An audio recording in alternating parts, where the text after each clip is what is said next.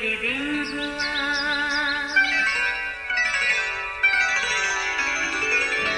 नया फिर दिन हुआ, पुरानी रात का करे सो शुक्र हम खुदा की जात का, खुदा की जात का नया फिर दिन हुआ। आज की आयत। ईसाऊ अपने बाप की बातें सुनते ही बड़ी बुलंद और हसरतनाक आवाज से चिल्ला उठा और अपने बाप से कहा, मुझको भी दुआ दे, आए मेरे बाप मुझको भी। तब उसने कहा, तेरा भाई दगा से आया और तेरी बरकत ले गया। पैदाइश 27 बाब 35वीं और 34वीं आयत। अजीजों, जब कभी हम खुदा के वादों का जिक्र करते हैं तो हमें इब्राहिम के साथ खुदा का खूबसूरत वादा जरूर याद आता है, जब उसने इब्राहिम से कहा, अगर तू आसमान के सितारों और रेत के ज़रों को गिन सकता है तो गिन ले, क्योंकि तेरी औलाद ऐसी ही होगी। कलाम मुकद्दस के मुताबिक इब्राहिम का अहद का फरजान इसहाक था। आगे इसहाक के 2 बेटे थे।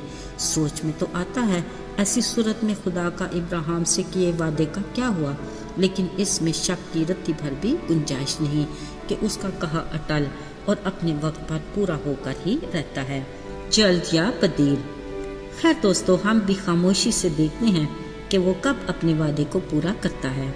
याद रहे, इसहाक के दोनों बेटों के पैदा होने से पहले खुदा ने रिबका के पूछने पर इस बात से भी उसे आगाह किया कि उसके पेट में 2 कबीले परवरिश पा रहे हैं। एक कबीला दूसरे से जोरावर होगा और बड़ा छोटे की खिदमत करेगा। सो खुदा की इस प्लानिंग का आगाज उस वक्त से हुआ जब ईसाऊ ने दाल और रोटी के बदले अपने पहलौठे होने का हक अपने छोटे भाई याकूब के हाथ बेच दिया। आज एक और ऐसा ही वाक़या पेश आया जिसका किसी को गुमान भी नहीं था। अजीज़ों, कलाम मुकद्दस में लिखा है कि अब इसहाक ऐसा ज़ईफ़ हो चुका था कि उसकी आंखें धुंधला गईं, उसे कुछ नज़र नहीं आता था। उसने अपने बड़े बेटे ईसाऊ से कहा, देख, मुझे अपनी मौत का दिन मालूम नहीं, सो तू अब ज़रा अपना हथियार और अपना तुरकश और कमान लेकर जंगल को निकल जा और शिकार करके मेरे हस्बे पसंद खाना तैयार करके ला कि मैं खाऊं और तुझे दिल से दुआ दूं। बाप बेटे की ये गुफ्तगू जब रिबका ने सुनी, उसने अपने छोटे बेटे याकूब से कहा, देख, इससे पहले कि तेरा बाप ईसाऊ के शिकार का गोश्त खाकर उसे बरकत दे, तू मुझे रेवड़ में से बकरी के 2 अच्छे बच्चे ला दे। मैं तेरे बाप के हस्बे पसंद लजीज खाना तैयार करके तुझे दूंगी, तो उसे बाप के सामने ले जाना ताकि वो खा कर मरने से पहले सिर्फ तुझे ही दुआ दे। माँ की बात सुनकर याकूब ने अपने तमाम खदशात से अपनी माँ को आगाह किया और कहा, ऐसा ना हो बाप मुझे पहचान ले और मैं दगाबाज ठहरूं और बरकत के बदले में लानत कमाऊं। मगर माँ ने उसे तसल्ली दी और कहा, तेरी लानत मुझ पर आए, तू मेरी बात तो मान। सो माँ ने लजीज खाना तैयार किया, ईसाऊ का नफीस लिबास याकूब को पहनाया और उसकी गर्दन और हाथों पर बकरी की खालें लपेट दी, क्योंकि ईसाऊ के जिस्म पर ऐसे ही बाल थे। फिर पूरे एहतमाम के साथ उसे बाप के सामने भेजा। याकूब ने अपने बाप से कहा, आए बाप, मैं तेरा बेटा ईसाऊ तेरे कहने के मुताबिक शिकार का खाना तैयार करके लाया हूँ, उठ, खा और मुझे दिल से दुआ दे। बाप ने हैरानी से कहा, तुझे इतनी जल्दी शिकार कैसे मिल गया? याकूब ने जवाब दिया, खुदावन ने मेरा काम बना दिया।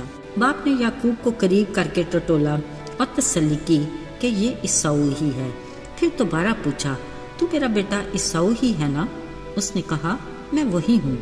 अजीजों, इसहाक ने खाना तो खा लिया मगर दिल में शक की लहर बाकी थी। उसने फिर कहा, जरा करीब आकर मुझे चूम। ऐसा करने से उसने उसके लिबास की खुशबू भी पाली। फिर बड़े इत्मीनान से कहा, देखो, मेरे बेटे की महक उस खेत की महक की मानद है जिसे खुदा ने बरकत दी हो। खुदा आसमान की ओस और ज़मीन की फरबही और बहुत सा अनाज और मैं तुझे बख्शे। कौमें तेरी खिदमत करें और कबीले तेरे सामने झुकें। जो तुझ पर लानत करे वो खुद लानती हो और जो तुझे दुआ दे वो बरकत पाए। अजीज़ों, यूं याकूब ने धोखे से अपने भाई के हिस्से की बरकत भी ले ली। यकीनन ये याकूब के लिए खुदा के प्लान की दूसरी कड़ी थी जिसके बारे में इसहाक बिल्कुल लाइल्म था। फिर जब ईसाऊ अपने शिकार का खाना तैयार करके लाया तो इसहाक ने पूछा, तू कौन है?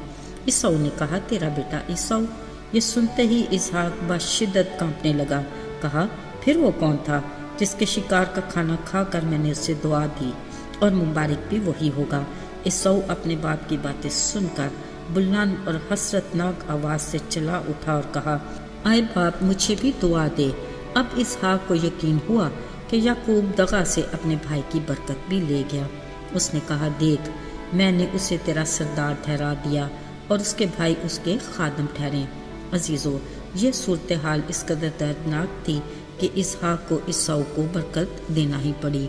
उसने अपने बेटे ईसाऊ से कहा, देख, ज़रख़ेज़ ज़मीन में तेरा मस्कन हो और आसमान की शबनम उस पर पड़े। तेरी औकात बसरी तेरी तलवार से हो और तू अपने भाई की खिदमत करे। जब तू आज़ाद हो, अपने भाई का जुआ अपनी गर्दन से उतार फेंकना। अजीज़ों, यूं इसहाक ने अपने गमज़दा बेटे ईसाऊ को भी तसल्ली दी, मगर ईसाऊ ने अपनी बरकत के सबब से अपने छोटे भाई याकूब से कीना रखा और ठान लिया कि वो उसे जान से मार डालेगा। अब इन हालात में इंसान की नाकस अकल और महदूद सोच तो कुछ भी फैसला कर सकती है, मगर खुदा की हिकमत को कौन जान सका। याकूब के लिए अगली रात तैयार हुई। इस तरह के जब माँ को याकूब के लिए ईसाऊ के इरादे का इल्म हुआ, उसने याकूब को अपने भाई लाबन के घर जाने का मशवरा दिया।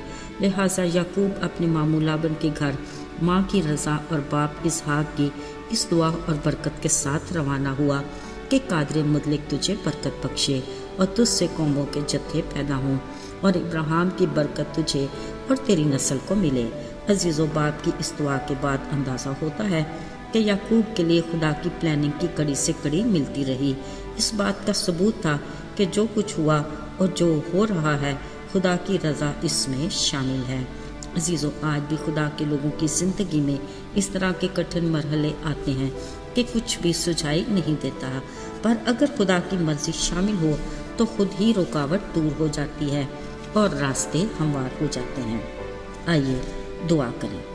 ऐ खुदा, हम तेरे शुक्रगुजार हैं कि तू हमारा आसमानी बाप है, हमारा ख्याल रखने वाला और फिक्र करने वाला। आज भी अगर कोई तेरा बंदा या बंदी किसी तरह की उलझन का शिकार है, इल्तिजा करते हैं, आगे बढ़कर हर रुकावट को दूर कर और रास्ते को हमवार बना। यीशु के बाबरकत और जलाली नाम में मांगते हैं, आमीन।